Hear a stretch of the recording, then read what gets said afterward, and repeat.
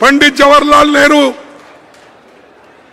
Doctor Ambedkar, संविधान में जो इस देश का एक मामूली से मामूली कर्मचारी, किसान, लेबर, अमीर से अमीर आदमी, खेती करने वाला, दुकानदार, सबको अगर हक किससे मिला तो वो कांग्रेस के वजह से मिला। पहले कहा था, पहले तो यह था जो टैक्स देते थे उनको वोटिंग का अधिकार, जिस इनकम टैक्स देने वाले को, प्रॉपर्टी जिसके पास है उसको, ये लोगों को था। लेकिन आजादी के बाद हमने जो संविधान बनाया, उस संविधान में गरीब से गरीब को भी एक वोट और उसकी कीमत एक ही, अमीर से अमीर आदमी को भी एक ही वोट, उसकी कीमत भी उतनी ही। ये काम हमने किया और हमको बार बार पूछते तुमने क्या किया?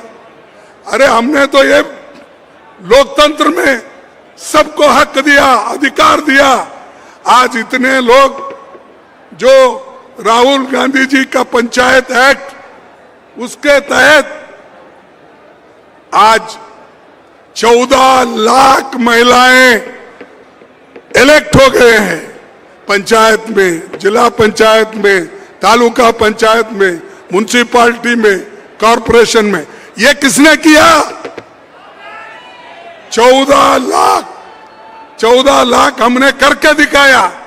और आज हमारे बहनें, माताएं, भाई सब रोटेशन के तहत कोई अध्यक्ष बन रहे हैं, हर कम्युनिटी के लोग हैं।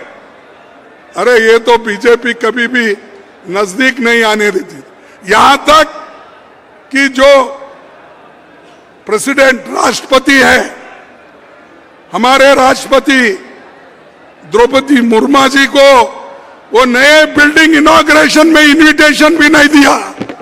ये है शेड्यूल ट्राइब के तहत, क्यों नहीं बुलाना? आप सिनेमा वालों को बुलाते हो, आप अपने लोगों को बुला के दिखाते हो, तो वो इनॉग्रेशन के लिए आपने मुर्मू को क्यों नहीं बुलाया? वो तो अध्यक्ष है, राष्ट्रपति है, और राष्ट्रपति को अपमान करते हो और ऊपर से बोलते हैं हमने ये सब बनाया, देखो उनको अध्यक्ष बनाया, इनको ये बना। क्या बनाए? नाम के वास्ते बनाते हो। और दूसरी चीज, जब उसका फाउंडेशन हुआ,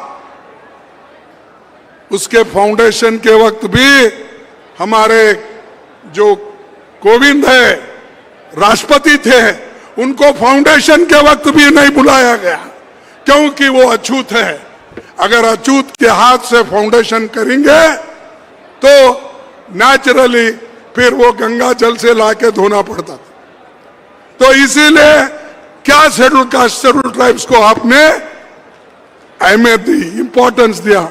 मुझे बोलो, मैं ये सवाल शेड्यूल कास्ट के लोगों से पूछता हूं, शेड्यूल ट्राइब के लोगों से पूछता हूं, बैकवर्ड क्लास के लोगों से पूछता हूं, ये मर्यादा है?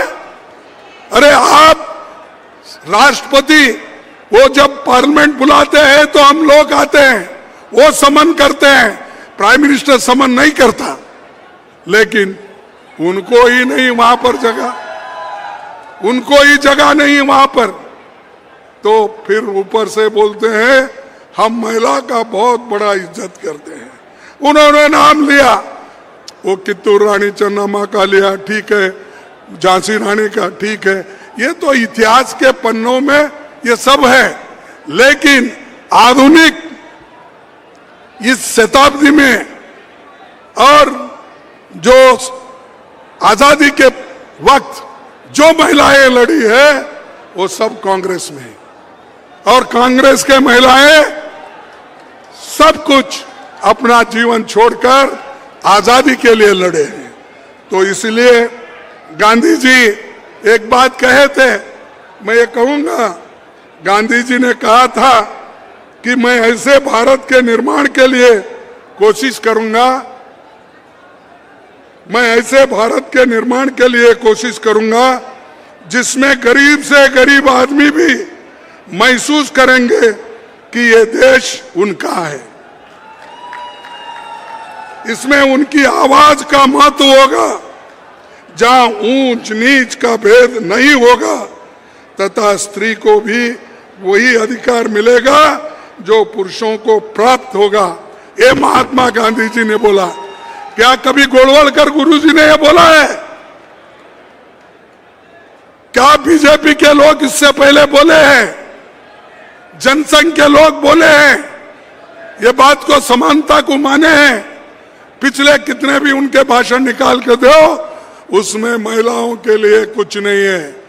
जब यहां पर राहुल जी, हम लोग, सोनिया गांधी जी मिलके जब इंडिया का एक आइडिया निकाले, एक होने का जब आइडिया निकाले, तब वोटों के खातिर महिला का बिल उनको याद आया और वो बिल को लेकर वही बात कर रहे कि हम महिलाओं के साथ हैं।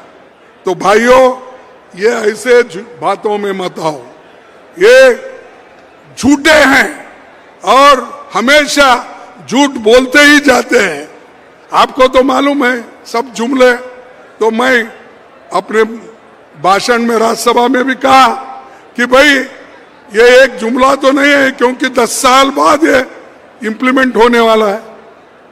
अब तब तक तो ये जुमला बनेगा क्या है? तो इनके जुमले बहुत है। 2 करोड़ नौकरियां मैं सबको दूंगा, मिले क्या आपको? 15-15 लाख रुपए उन्होंने देने का वायदा किया था, वो मिले आपको? देखो, एक प्राइम मिनिस्टर इतना झूठ बोलता है, तो आप ही सोचिए, कोई भी चीज सिर्फ इलेक्शन के एक स्टंट बनाकर वो करते हैं। तो इसीलिए मैं आपसे विनती करूंगा कि जो महात्मा गांधी जी का सपना था, और सभी स्त्री पुरुष को, गरीब को एक जगह रख के काम करने का, तो ये हमको बीड़ा उठाना है। और सभी ओबीसी के महिलाओं को जब तक ये आरक्षण नहीं मिलेगा, हम उनके लिए लड़ते रहेंगे और ओबीसी को जरूर इसमें मिलना चाहिए। 73-74 संशोधन हमने किया, करके जो महिलाओं को देना था सभी को दिया, लेकिन ये लोग वो देना नहीं चाहते, क्योंकि ये रोकना चाहते हैं। चलो 10 साल में क्या होगा देखेंगे। ये उनका एक बहुत बड़ा ये एक पीछे का है। ये लोग सामने आके बोलना नहीं चाहते, इस एजेंडे को पीछे ही रखे हैं। यहां पर कांग्रेस के जो अधिवेशन हुआ, शायद पहली अध्यक्ष यहां से जो चुने गई सरोजिनी नायडू 1925 में अपना अध्यक्ष बना दिया था। अब 100 साल में आरएसएस हो, बीजेपी हो, कोई महिला उनके पार्टी की अध्यक्ष बनी है क्या? आरएसएस की महिला कोई ऊंचे पद पे गई क्या? तो आपके पास अपने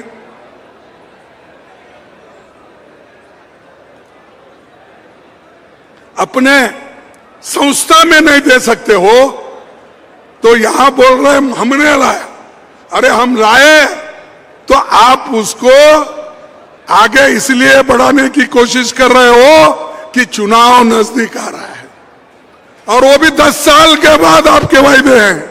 हमारा वायदा यही है, 2024 में हमारी गवर्नमेंट आएगी तो हम पहला काम करेंगे और अमेंडमेंट करके दिखाएंगे। तो इसलिए भाइयों, आप सब मिलके काम करो। हमारे पार्टी के सभी नेता, सोनिया गांधी जी से लेकर राहुल गांधी जी से लेकर प्रियंका गांधी जी से लेकर सभी लोग कोशिश कर रहे हैं। यहाँ पर मैं समझता हूँ 10 दिसंबर को आए थे, शायद सितंबर को 10th को आए थे अपने प्रियंका गांधी जी। हर जगह वो जा रहे हैं, कहाँ कहाँ बुलाते। आज राहुल जी भी विद्यार्थियों के पास गए थे और रेलवे कुलियों के पास भी जाकर उनके मुश्किलात को उन्होंने पूछा। क्या कोई ऐसा नेता कोई करता है? अरे अपने कपड़े खराब होते बोलकर कोई नजदीक नहीं जाता। तो वहां कुलियों के पास रेलवे में बैठ के राहुल गांधी जी ने बताया उनका क्या कष्ट है, उसको ठीक करने के लिए। और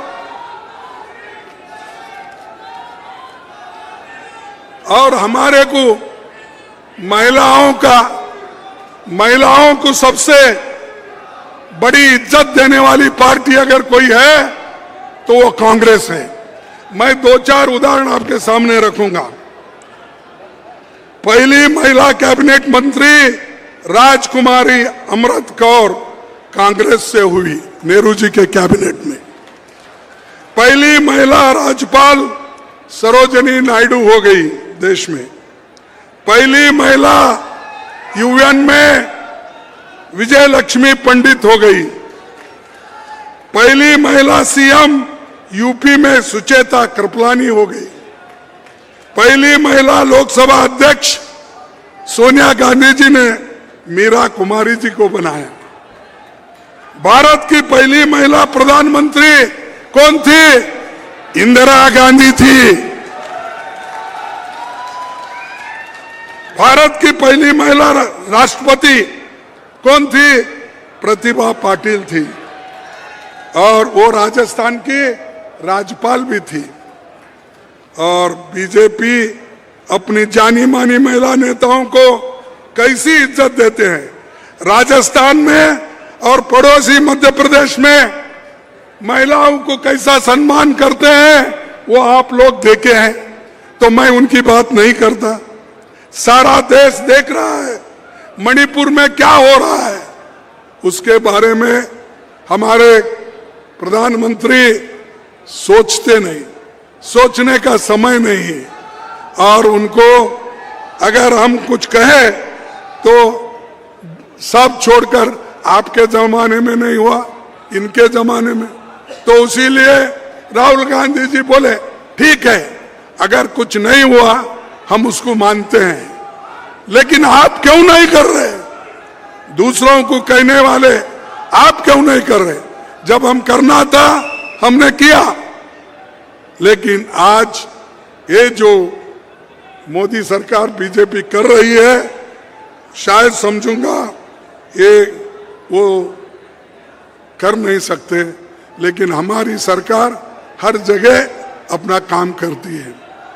राजस्थान में जो कांग्रेसी सरकार वायदा की थी, इंदिरा गांधी नहर लेकर चंबल नहर बनाई, दूसरी सिंचाई परियोजना के कांग्रेस ने बनाई। तो ये जो पंचायत के और जो वायदे किए थे वो सभी मैं गिनना नहीं चाहता, बहुत है।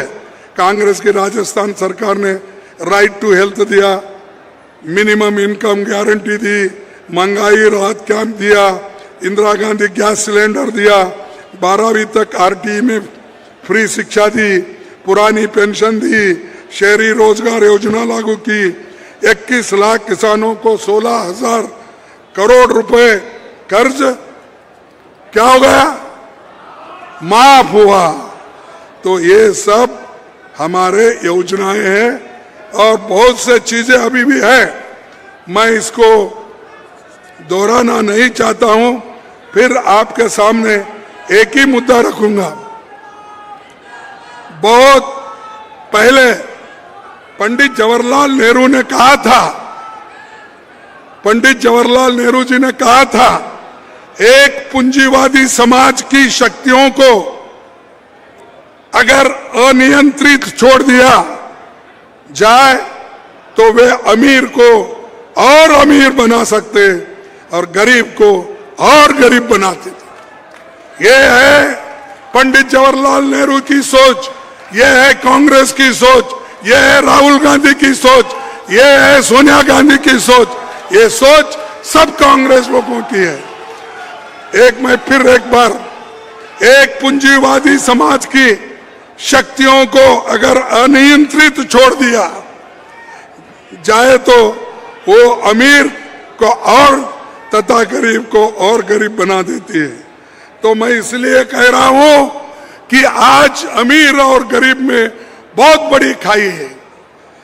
इस देश के 5% लोगों को उनके पास 62% वेल्थ है, 5% लोगों के पास जो अमीर है 62% है और 50% गरीबों के पास 3% वेल्थ है, 3% संपत्ति है। आप सोचिए, गरीब का गरीब होते जा रहा है, अमीर का अमीर होते जा रहा है। एक आदमी जिसके पास 10-20 हजार करोड़ रुपए थे आज लाखों रुपए का मालिक हो गया और दुनिया का नंबर 1 नंबर 2 वो अमीर बन गया है। ये कैसा बना? जैसा कि राहुल जी ने बोला, चंद पूंजीपति लोगों को मोदी सरकार ने पाला है, उनको सब कुछ दिया है और सब कुछ सरकार का लेके पब्लिक सेक्टर्स दौड़ी के काम पे वो चले गए, दमड़ी के काम पे बेचे गए। मैं समझता हूं राजस्थान का एयरपोर्ट भी अदानी के पास ही होगा, है कि नहीं की? तो हर चीज अमीरों को बेचा जा रहा है, तो फिर कहां गरीब बचेंगे? तो इसलिए दोस्तों, मैं ज्यादा वक्त आपका नहीं लेता, क्योंकि आपको मालूम है सिलेंडर पहले तो 500 रुपए में मिलते था, उसको तो 1100 रुपए कर दिए। लेकिन ये राजस्थान वालों की किस्मत अच्छी है, गहलोत ने उसको 500 रुपए में दिया।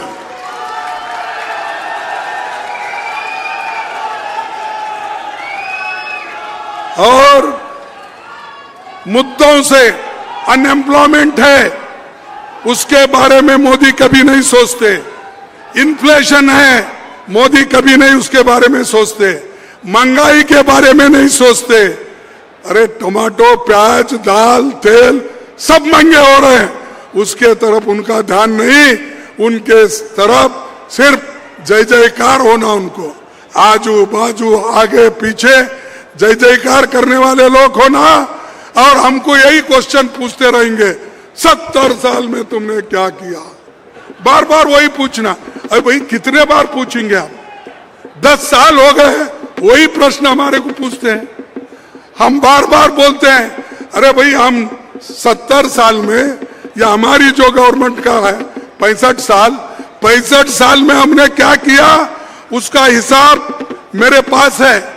मैं अगर ये देने लगूं तो आपको भी वक्त नहीं लगेगा, मेरे पास है। हमने क्या क्या किया।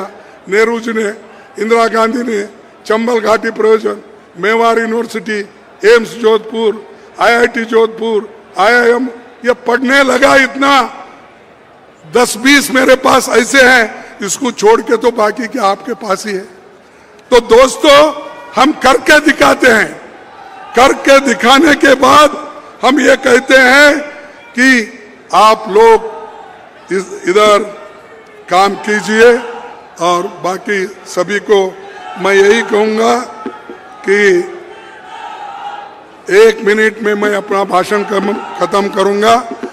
जो पब्लिक सेक्टर में आपको बहुत बड़ी जिम्मेदारी है, गरीबों को, लोअर मिडिल क्लास को, दलितों को और शेड्यूल ट्राइब्स को। क्यों? कि आप अगर क्या बोलते हैं, अगर आप इसको देखेंगे नहीं तो आपको बहुत बड़ा नुकसान आगे होने वाला है, क्योंकि पब्लिक सेक्टर तो बेच के खा रहे सरकार। आपको नौकरियां कहां से मिलेंगे, रिजर्वेशन कहां से मिलेगा? सरकार नौकरियां भी कम हो रहे हैं। अध्यक्ष राहुल गांधी जी बोले कि 90 सेक्रेटरी में से ओबीसी के सिर्फ 3 सेक्रेटरी है। कितने हैं? सिर्फ 3। 90 में 3 ओबीसी है तो SC ST का तो कुछ भी नहीं, वो तो साफ, उनको कोई पूछने वाला ही नहीं है। अगर ऐसा ही हुआ तो पुराने दिन आएंगे, मनु के दिन आएंगे, और मनु के दिन अगर आ गए परमानेंटली आप गुलाम बन जाएंगे। आप गुलाम बने, क्या आप गुलाम बनना चाहते हो? नहीं। अगर गुलाम बनना नहीं चाहते हो तो कांग्रेस को वोट दो। नमस्कार, मैं हूं मानक गुप्ता। अगर आपको हमारा ये वीडियो पसंद आया हो तो इसे लाइक और शेयर जरूर करें, और हाँ, हमें सब्सक्राइब और फॉलो करना ना भूलें ताकि आप देश और दुनिया की कोई खबर मिस ना करें। तो जुड़े रहिए हमारे साथ और देखते रहिए